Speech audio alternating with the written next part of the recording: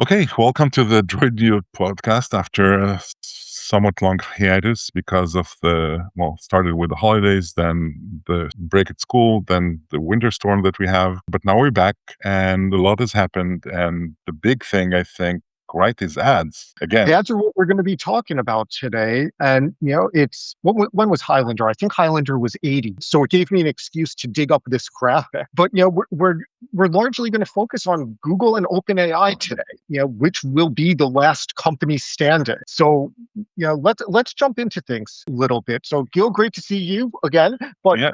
what do you make? We'll dive into the nuts and bolts of OpenAI's announcement, what we think that means, what we think was good, what we're still questioning. We'll also kind of touch on other happenings in AI of late. Google's had an announcement, Apple's had an announcement, so we're not going to lose those in the shuffle, but the focus is going to be on the advertising. And my take on this is, it was the worst kept secret. We all saw it coming. So I'm not sure why we're so surprised. So there are several things to be surprised of. But yeah, I agree on the worst kept secret. Everyone was waiting for it. My surprise, maybe I'll still be unsurprised, is that they're doing it only for freemium tier and not everyone's going to get ads. Right. Yeah, that's actually creates a little bit of an issue because this is a little bit of speculation on my part, but your most valuable customers are the ones that are subscribing already. Yeah. So what we're basically saying is we're not going to touch you guys. You guys are still going to get in for now, right? Because that's assuming that at $25 a month, they're actually covering their cost in terms of my use of the service. Yeah, I And don't, but like, sure. well, and again, same issue is right now, the $25 a month isn't getting ads. But for the economics to work, at some point, they're either going to have to raise the price or introduce ads to these subscription tiers. And this isn't all that different from what we saw play out with the streaming services. Yeah, I want to add the third option, which is hurt your quality of the product. We've seen them trying to push you to like a faster product if you don't ask for specifically or stuff like that. Or, on Gemini, I've seen it a lot because I used Gemini a lot more recently, that they fail to understand that you want to use image generation or video generation, anything. So that's another option. Well, where they'll sell your data to advertisers and get money from the premium versions as well. So At some point, these companies have to produce a profit. Right? I Yep. forget the number. I forget the numbers that are being thrown around, and not to pick on OpenAI, but they're burning money. Right? Yes. They have not landed on a model that is actually profitable for them yet. Now, Yeah. maybe this is a path to it. So first of all, this is a path that everyone will adopt. Everyone was waiting for the first one to do it. Like who's going to get burned? And now, since they're doing it, everyone can. And I'm sure that Google will not wait long. And we saw an announcement that Google has been looking into this. Perplexity announced that they were looking into doing Perplexity this. are already doing ads. Yeah. By the way, yeah, they're doing ads. They're collaboration with marketers. Where I forgot who was the first one. I think it was a Razor Blade or one of those that you were looking for results, and here's one of the results. But it was clearly marked as sponsored. And since Perplexity is a result engine in a way, it's still a Get away search with it engine. a little bit more. Yeah. We're here. Well, we'll talk about the trust and everything that's going on. Yeah, so we're going to try. We're going to unpack this as best we can. Yeah. Before we get into this, let's talk about some of the stuff that may have gotten lost a little bit in the shuffle. The one that really impressed me in terms of using it when I got this announcement was Google's personal intelligence. And part of it was they made it so easy, right? This is a play for your data. Yeah, the advertising, the reason that OpenAI is going to be able to try to do advertising is because of how much they know about us. Right. So what's here in the image that you're sharing? It's like, so this is the opt-in screen from Gemini, right? Yeah. Saying, do you want to connect these different Google products that we've already got? did you have to check the boxes or were they checked? Because There was a toggle that I had to switch. I believe it was just a single toggle that opted all of these in. I see. Yeah, because And- companies are working very hard with the opt-in thing. Because Yeah, I believe it was just a single toggle, and I didn't think to take a screenshot of that, but I wanted to grab this one. But like many people, I've got a lot of information on Google. My Gmail, Google Calendar, Google Drive that's used for sharing, Google Search, YouTube. I have nothing on Google Photos because I don't use it, so they can, there's nothing there.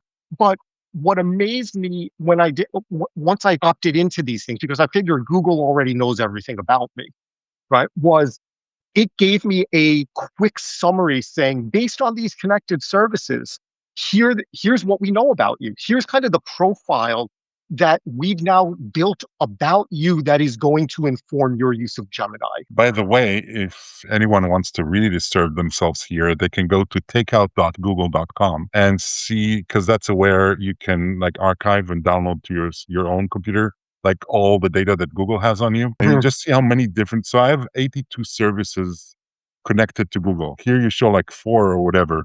But anything from alerts to your folders to assignments to Canvas to whatever, everything's connected and it allows you to import and save everything, but it just lets you know how much Google is involved in any aspect of our lives. Yeah, and that's something where it's just, look, Google makes my life easier at this point. I'm okay sharing that information. But in terms of as soon as I opted into it, what it gave me were three bullet points. It was basically describing my professional identity to a T, Yeah. right? Kind of forward thinking, AI and technology focused, intersection of business and technology. Now, part of that is, I mean, yeah, we look at it's got Google search results, so it knows kind of the academic papers that I'm looking on.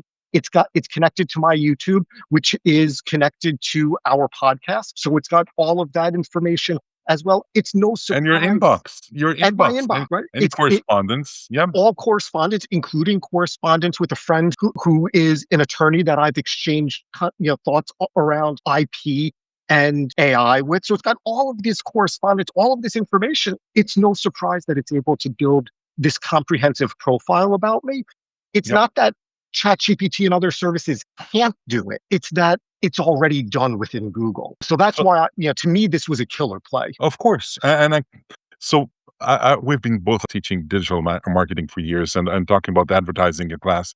And I've always heard from students that they're willing to lose privacy in a lot of ways, but in order to get quality advertisers back, not to get something that either they're not interested or already bought or like irrelevant for them. And this is a path forward for that, where like all your data will be connected, but will allow you to get like highly targeted but relevant ads. I think that this, if so, here the thing: if ChatGPT ads or AI ads will work well, I think people will Mhm. not be upset.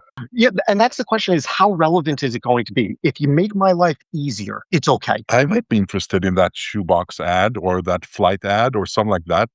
It might be relevant for me. It might be something I wouldn't have thought about otherwise. But I think customers want to see quality ads, and we haven't seen so much so far. And that's ultimately what this is going to hinge on, right? Is Yeah. relevance and personalization. So this is Google, kind of, making their AI smarter without you having to take any effort. So I think pretty major announcement. Yeah. By the way, I've seen a migration tool now. That's a first as well.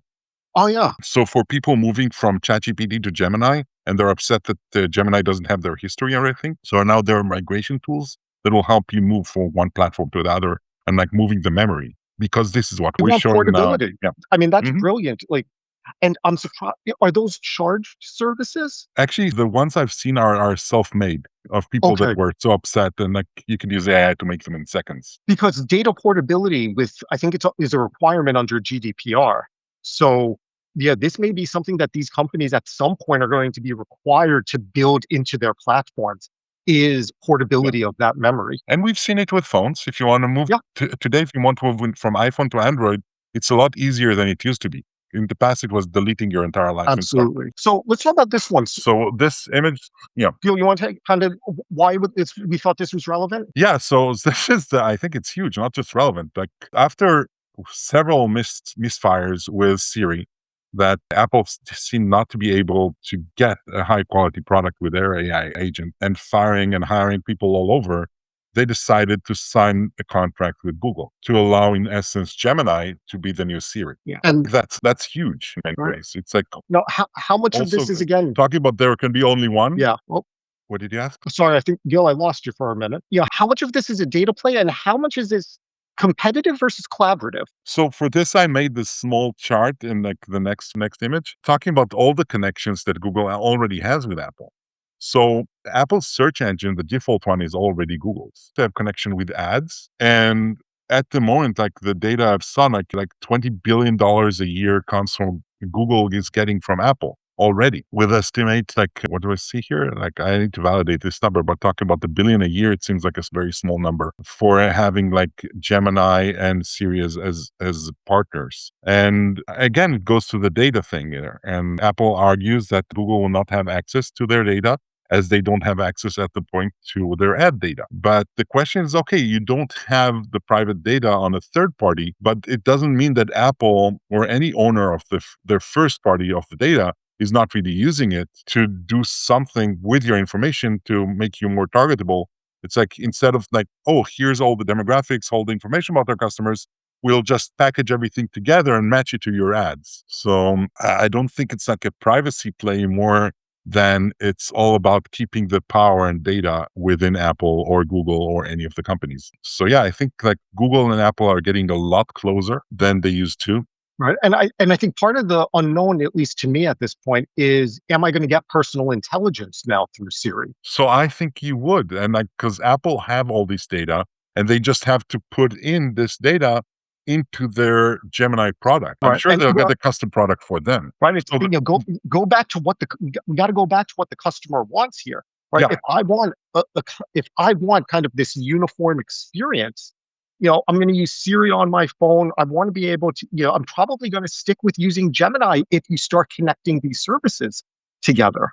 so the question is, would Gemini be highlighted anyway, or would like a white label product Okay. in essence? I think that would be like most people don't know that Google runs their ads on Apple, and they just use their product and see what's happening, and they wanted it to be connected to everything. Yeah, I would think, yeah, if Siri is not going to incorporate the personalization that already has for me, right, Yeah. I might as well just use Gemini. So I think it will. I think it will not just that, it will incorporate all the Apple And ecosystem as well. and so they're not going to be trading that data. So yeah, there's going to be Yeah. some way in which this data is merged to deliver the experience. Doesn't Right. want to share theirs. Exactly. So So somehow it's got to come together into a unified profile so that yes. the end user gets what they want, but we're not sharing this data.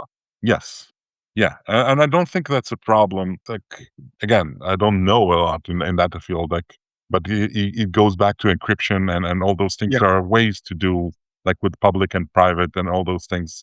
I think there could be an easy way to do so.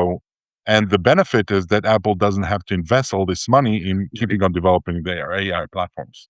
Now, the player that we haven't mentioned in this space that I think, yeah, I'd keep an eye on is Amazon. They launched their Alexa Plus service, and I tried it briefly. I got a free trial of it. I was not impressed. That's a praise to say I'm not impressed. Well, I got off on the wrong foot with it because it was basically forced upon me when I was setting up a device. I was setting up an Echo device, and I didn't realize that I was opting into this free trial. I see. So I wasn't thrilled about that. And then unwinding it was another issue. By the way, they also changed the voice of Alexa on using Alexa Plus. Interesting, because they also changed the voice on I changed my home screen from Google Home Assistant to Gemini, and also the voice changed here. Yeah. And Yeah. my kids picked up on that and were very disturbed by that change and wanted the Ooh, old Alexa voice back. yes. So not the best move there, but it goes back to this idea of continuity, right? Yeah. I want a seamless experience. If I'm comfortable with the service, I don't want to see it change. So yeah, so we're gonna see a lot of that coming soon, Yeah. and for cars too, will also change. And how will you keep all this information? It's a very good question. I think they will be able to, but here's the problem. I don't think they think about the users a lot. I What we're seeing here a lot of times is engineers being excited about options and putting more options in a product rather than thinking from the user access, the usage and behavior of users. I mean, let's admit we're biased. We're marketing professors. So at the end of the day, we care about the end user. We care about the consumer. We care Yeah. about, who is the customer. And, I've seen this also where, products get built by engineering teams without enough consideration for that end user. This could be a case of it. It would not surprise me, but hopefully, you've got members of the marketing team that are in the room thinking about how are our customers going to be interacting with these products, and that was part of the design. So I think that here's a problem, especially from OpenAI. I didn't see it so far. It seems like all OpenAI is doing is keeping on trying to do something cool again and again. And then you have all this things that they launch that doesn't really connect and doesn't really build like a strong brand for them. Well, and I know Sora was your favorite app when they launched it. Yes, and they lost me very fast. It's like Yeah. it's insane how they did it. But yeah, and I show no loyalty the same way they don't show loyalty to me because, like, again, it's a very capitalistic play at this point. Well, let's dive in. Yeah, we've said we wanted to talk about this Google versus Open AI piece. We just wanted to make sure we didn't Yes, lose some of these announcements in the process. So, yeah, word came out that ChatGPT is going to start incorporating ads into the freemium tiers. And I gotta say, my prediction is I think that freemium tier is going to start to look a lot like what we saw coming out of Google in the early 2000s. yeah, sure. You know, Why not? we Because went from no ads yeah, to littered with ads online because someone's got to pay the bills. yeah, and the bills are very high here, a lot Right. higher than Google. Right. And we're going to talk about kind of the concerns that we have. I want to say this from it's not necessarily a bad thing. The idea that people who otherwise wouldn't be able to get access to these tools will be Yeah, able to get access to these tools. That's a good thing. The yeah. question that, or the lots of questions that I've got hinge on how they're going to actually do this. I'm thinking of like even like creating an app or code or like something like that. Would they incorporate ads on the product that you're launching? Like you're saying, like Because if I'm using the API, yeah, like let's say the DigiJave, right? yeah. Let's say you're using the free tier to create something like this. So it's not just ads when you're creating it, it's also ads when you're deploying the product. Well, and that might push more and more people to the API if they know how to do it. Or it's going to create companies that essentially say, we will create an ad free shell for you and be more transparent with actual pricing. Like, this is what it Uh, costs us. I'm sure OpenAI will be happy with this. We're gonna yeah. So as this is like the Wild West, and we're gonna see lots of lawsuits here, that's defining like what's okay, what's not. And we're Sure. going to see a lot of calls for the government sector. Don't interrupt. We're doing our own regulation. And it's interesting to see how that will develop. Like, how do we know that they're not selling our private data? We don't. It's right now, it's take our word It's for it. it's a pinky promise. Yeah. And they haven't been too well in the past on those pinky But promises. even if they're not selling our data, they're using it. They're monetizing Yeah, it. of course they are, They're selling people. They're selling access to people, right? which is the data. It doesn't matter if they're selling the data or not. It's this person I can serve this particular ad to and charge a lot of money for it. I don't And I need to be prom selling that person's data. And in fact, that's better because it locks the advertisers into advertising through them. So what's interesting to me at this point is that the way they chose it, at least from like leaks and stuff like that you see online, that they're choosing to go as CPM, which is cost per view in a sense. Like Yes. for every 1,000 views, you'll pay $60 as an advertiser. Yeah, Apart and from that's being unusual for compare that to something like Meta, where at least it had been at kind of a cost per click basis. That is, I'm delivering you qualified leads. I'm creating an Typically, action. right? Well, typically you're charging a premium for those qualified leads. With CPM pricing, you're typically just after the exposure. Yeah. And more than that, like in essence, you don't even know if a customer came from that or not because they just saw ads and you get this information and they'll charge their part. And in essence, it's a balance. Like better the product, the advertising product that you're giving, the more comfortable as a company you should be to charge per action rather than per Yeah. views. It just signals that they don't really trust their product at this point. Yeah. Yeah. Yeah. Let's take a look at the announcement that came out on, I believe it was on X. So yeah, they laid out, it's coming to the free tiers. Here are our principles. And I appreciate that the claim is the responses we get from ChatGPT will not be influenced by ads, right? So you're not going to try to hide ads within the organic result that I get, and that ads will always be separate and clearly labeled. And we'll pick on that one in a little bit. But they're saying the right things, right?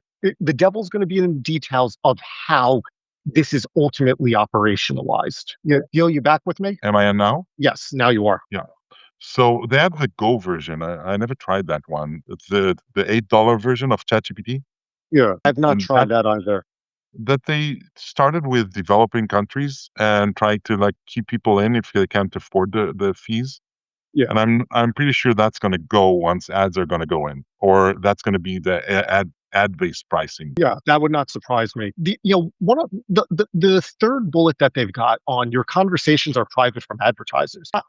I like that. I like the spirit of that, of saying, you can have all this exchange with us. The advertisers aren't getting it, and maybe that's one of the justifications for saying we're not going to share data. We're going to identify the ads that are best, that are suited to you and show.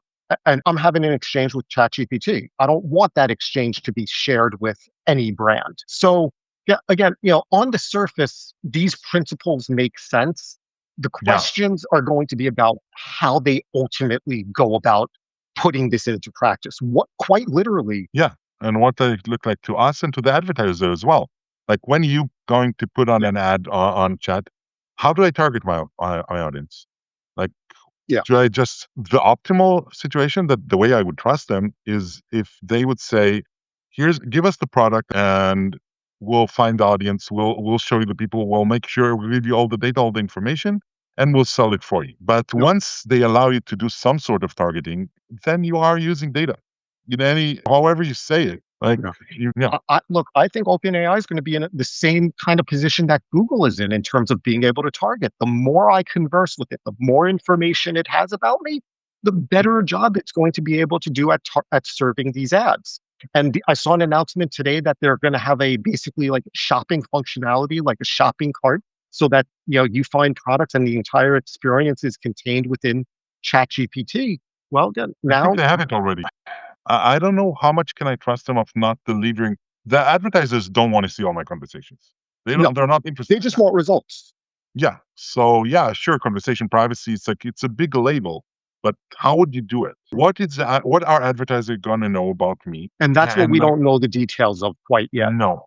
And once they move on from CPM, they'll try to have to prove that someone came from their ad, Right. right? So the This that tracking is going to be a big issue as well. Just being mindful of time. Let's take a look at kind of who are the players in this space now. Different platforms rolling out ads in different ways. What's your best guess? I would say over the next 6 to 12 months, we start to see a lot of, I wouldn't call it experimentation, but I think we're going to see these different ad formats tested, and we'll end up seeing what ultimately works best. well, considering that Sequoia Capital already announced that 2026 is a year of general AI, 6 to 12 months is like a long term. I won't be surprised if 6 to 12 weeks. Real okay. And some people are already seeing it now as like beta testers. If you have access, if you're watching us from New Zealand, you probably started seeing those things on your platforms. All right. So yeah, the So give rollout, us a couple of episodes, and we'll probably have already been exposed to these yes, different platforms already. yes. The question is like, how early will everyone have access to them? Yeah. All right. And Well, again, I'm sure that access will be based on stuff that they learn from us too, from paid customers too. yeah. Well, let me. Yeah. So we talk about different platforms. I mentioned kind of the transparency, or how easy is it to spot an ad. Yeah, yeah. And this is a graphic. I couldn't find the one. Ken Wilber, a collaborator at UC San Diego, had shared with me a graphic that gave kind of this visual illustration. This is not exactly the one that he shared with me, but I couldn't find it. So this was the best I could find. And the reason I wanted to kind of share it was it went from being very visibly an ad to much less so over time, right? Well, and like from something being highlighted in colors and in Yeah, bold, there's no bold, no underline, yeah. no highlights, no nothing. It's just like stream in the ad Well, and text even is look at 2016 versus 2017, yeah, yeah, yeah. right? The box that says ad became more nondescript, right? Of course. And so this is the trajectory. We had very clearly demarcated ads to ads that blend a little bit better. Well, and this is where, I don't want to get too deep into it right now because we're coming up on time. But keep in mind that when we use AI, one of the functions we use AI for is to cut down on the number of options that I'm looking at, right? Yep. AI is filtering the results that I see. So I don't get 10 blue links anymore, right? I get the No. distilled version via AI. And so, how am I supposed to know that I'm truly getting the best results for me, or that those results are potentially or could be influenced based on who the advertisers are? So this goes back to where we started. Like, Yeah. I want to get quality results, right? We need third party audit. Yeah, we Like it won't get can't that just, one. we won't get it, but this No. can't be, we promise, pinky promise, we're going to keep money separate. Yeah, we Yeah. can't be taking this on faith. We've got to have some disclosure or, the opportunity, whether it's, if it's not regulators, it's going to have to be third party Yeah. because we Verified can't by just, Deloitte or something like that, right? Like we can't just take these tech providers at their word. because they've been lying forever. Well, they don't have the best track record of Yeah. late. We've touched briefly on this already. Again, the claim that your data is not going anywhere, it might be true, but advertisers don't need the data, right? Like Yep. they They don't need need. who you are. They just need access to you. That's Yep. what they want. So, right move by OpenAI for saying, advertisers aren't getting your data, but it's a little bit, it's true on the surface, but you know, it's by the letter, it's true. By the spirit, not really. We won't really know. No. Yeah. So it's going to be a lot of taking it on faith for the time being. I would expect to hear these calls increase, these calls for more transparency and assurances in terms of how it's being done. I don't think we're in the era anymore of let's just trust these garage startups because we've seen that their technology is being adopted so quickly. They've grown beyond the garage startup stage. And I think people are looking for accountability now. And again, goes back to the fact that these are engineers and they're excited about the options and they don't really think about consumers and their own concerns. Absolutely. All right. We're going to wrap up on this slide because, Gil, I want your take on this because you were one of the authors of the study. So, Gil and Steph Tooley and Chiara Longoni had done some research on defining AI literacy and what do people who are high literate versus low literate believe about AI. My hypothesis, my speculation, Gil, is that we're going to see an interplay between high versus low AI literacy and kind of acceptance of these ads and the messaging of the ads.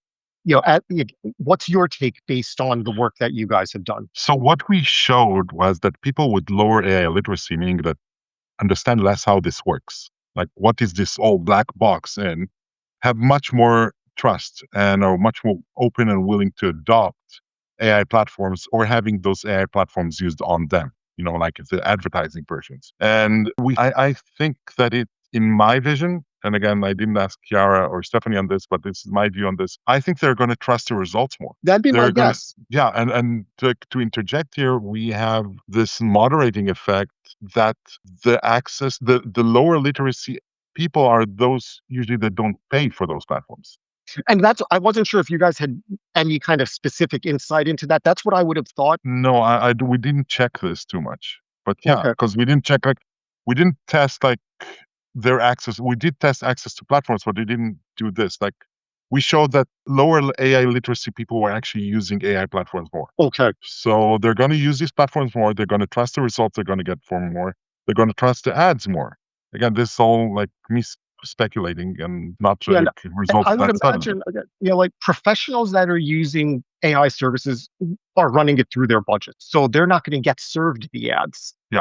right? Like your consultants, your lawyers, your, Oh, engineers. many of them use the enterprise version that probably is not you Right, cannot train on and will not see right. ads. Will not So, are they're not so they're like they're invisible. not going to see they're not going to see the ads. The people who are going to see the ads are the ones who aren't using it enough or don't have the income to pay for it and say, if I can get it for free, I'm going to use it. Right. Yeah, and they don't And have the understanding of like what this ad is. They might not right. even know it's an ad because Th- they might and that's my guess.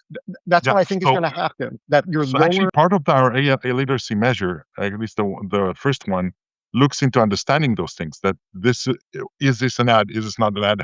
how the ads are built and how they work. And people with low literacy will not know this, will not really understand this. And again, like this, I think goes more into Siri Malumat's area of study of trust in mobile and those kind of things. And I believe that people are creating a real connection with those platforms. As you said, Yeah. your daughter was upset because the voice changed. Yeah. And And like, I've known multiple people who have a name for ChatGPT. yeah, Like, I called, we've taken it anthropomorphism to the extreme. We have turned these into digital beings. so when they recommend something, won't you trust them? Yeah, right. So I think, Well, look, we know from the trust in advertising studies, number one on that was your peer network. Who do you trust? yeah, Your friends and your family, right? yeah. Was other consumers, right? And And chat is so up there more your family because it not just calls, it also understands you and it tends to be sycophantic and tell you how great you are. and So everything. this is probably going to become one of the platforms or the types of technology that we trust the most, and ads embedded in there. If you don't know that it's an People try ad, to marry on a yeah. daily basis.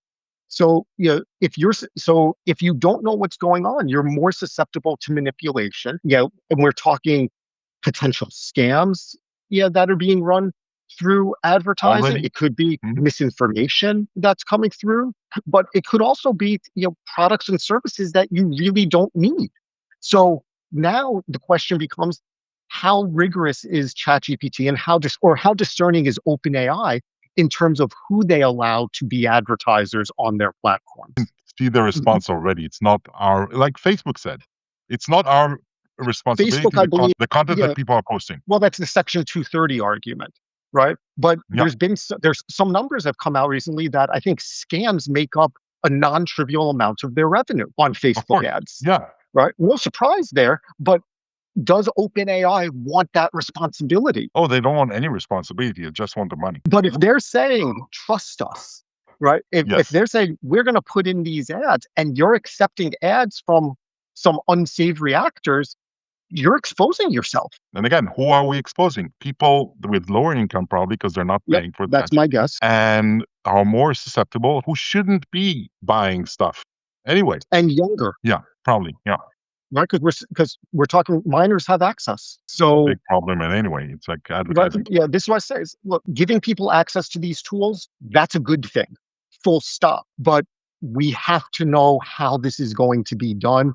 And these companies have to be accountable for the decisions that they're ultimately making. Yeah, I won't talk about politics because last time we did it, Google Oh, we got banned. banned. We learned Yes, our lesson. but We're staying away from it. So but I did not say anything. I'm staying away no, from it. I promise. yeah, I want a responsible adult here in the room. As you said, could be That's Deloitte, all. could be government, could be like someone Have within. your pick. Yes, but an adult in the room that's not an engineer, that has Well, and some. that does not have a profit incentive. Yeah, They are so just like a fiduciary. They are there to make sure that people are safe. yes, That's who and we need in the room. we need to call for such a position. It's a Well, great time to stop. Yeah, we're back from our hiatus. We'll try to be more regular in our posting, and we'll yeah. see everyone next time. Bye bye.